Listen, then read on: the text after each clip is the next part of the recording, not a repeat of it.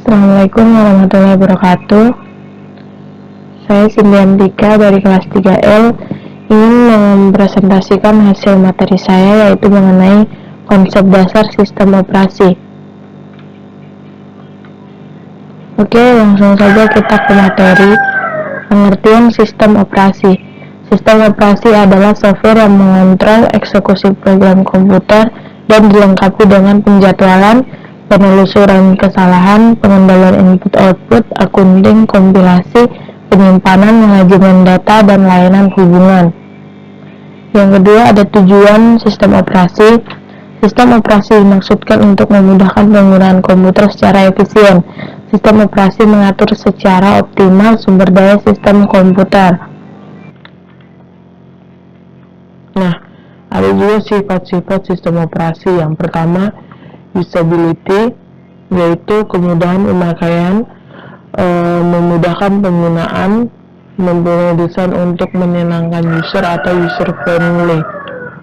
Yang kedua, ada generality, memiliki banyak manfaat. Sistem operasi dibangun untuk membantu bahkan mempermudah pekerjaan user atau memfasilitasi apa yang ingin user kerjakan. Yang ketiga, ada efisiensi, yaitu memiliki fungsi yang cepat untuk membuat penggunaan sumber daya lebih optimal. Sistem operasi dirancang tidak hanya untuk melayani secara seorang user, tapi juga semua user sebagai grup. Salah satunya adalah berkoordinasi dengan user untuk berbagi sumber daya.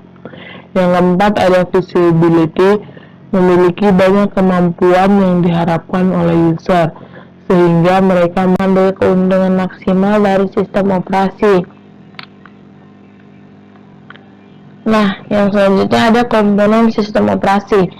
Ada dua bagian utama sistem operasi, yaitu servicer atau komponen manajemen. Yang kedua ada komponen pendukung. Ya, survivor atau komponen manajemen yaitu bagian dari fungsi sistem operasi yang tugasnya mengontrol keseluruhan lingkungan sistem pemrosesan data. Fungsi-fungsi yang dikontrol antara lain, yang pertama ada pengelolaan pekerjaan, yaitu mengalokasikan sumber daya yang dapat dimintakan prioritas untuk menjalankan program atau penjadwalan pekerjaan. Yang kedua ada pengelolaan tugas, yaitu pengawasan terhadap sumber daya yang tidak dapat dimintakan prioritas menjalankan program. Yang ketiga ada pengelolaan data, membantu mengalokasikan stroke sampai ke level bawah atau file, dan pengawasan semua rutinitas, aktivitas sama output output termasuk interface ke pemakai, juga pengelolaan ruangan, metode akses atau aluran program, pengelolaan buffer atau perbaikan kesalahan. Yang selanjutnya ada komponen pendukung, yaitu bagian dari fungsi sistem operasi yang bertugas memelihara data atau record, mendukung program tambahan dan dukungan input lainnya. Yang selanjutnya ada tipe-tipe sistem operasi. Sistem batch processing, yaitu tipe yang dikarakteristikan oleh penyataan bahwa hanya satu program user yang dapat dijalankan komputer dan dikerjakan seluruhnya sampai selesai, baru dapat memakai program selanjutnya. Yang kedua, sistem multiprogramming, yaitu sistem yang mempunyai karakteristik bahwa lebih dari satu proses dapat dijalankan dalam sistem komputasi yang sama pada saat yang sama. Yang ketiga, sistem time sharing atau multitasking. Poin-poinnya seperti multiprogramming, hanya waktunya dibatasi. Yang kedua, suatu proses menggunakan CPU dengan waktu tertentu. Setelah itu CPU digunakan untuk mengerjakan proses yang lain. Yang terakhir, waktu maksimal yang dapat diperlukan untuk menggunakan CPU disebut quantum time.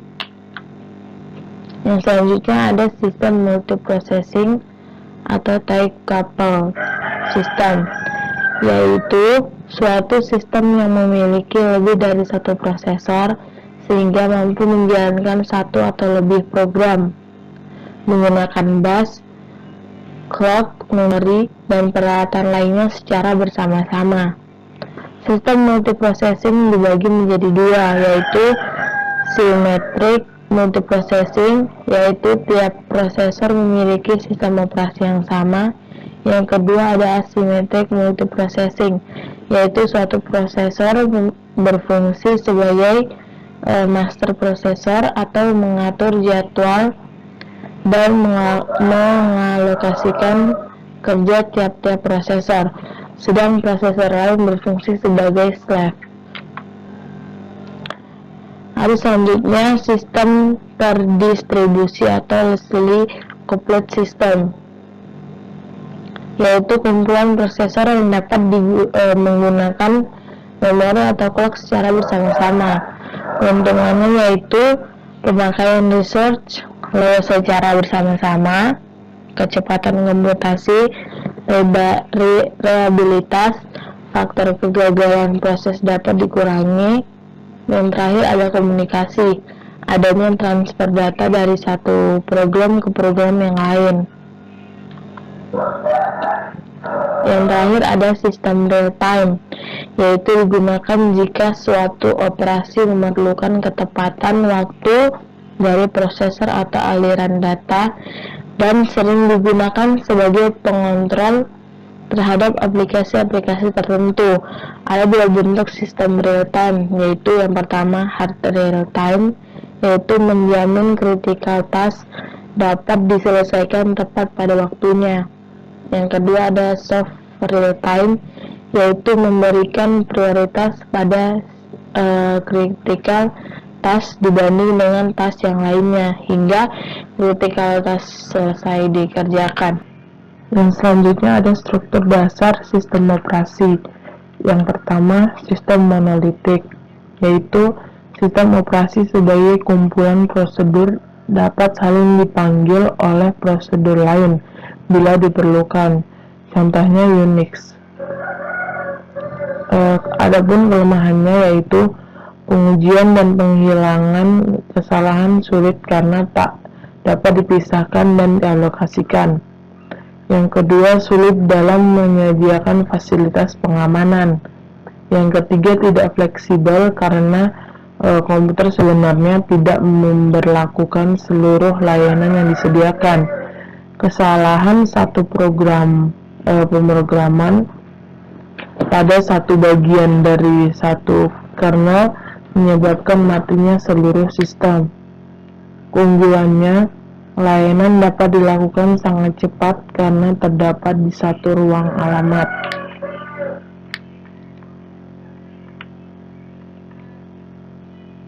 Adapun struktur dasar sistem operasi, yang pertama yaitu sistem berlapis. Sistem operasi dibentuk secara hierarki berdasar lapisan-lapisan di mana lapisan bawah memberi layanan lapisan di atasnya.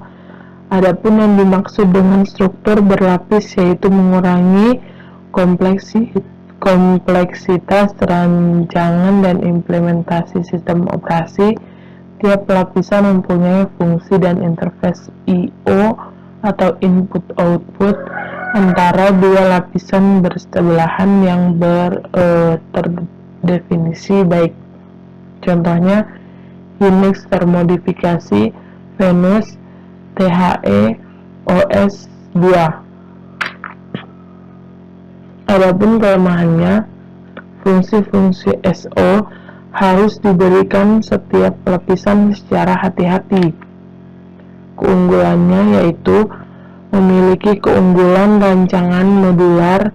Tiap lapis dapat dirancang, dikode, dan diuji secara independen. Yang kedua, pendekatan berlapis menyederhanakan rancangan, spesifikasi, dan implementasi sistem operasi.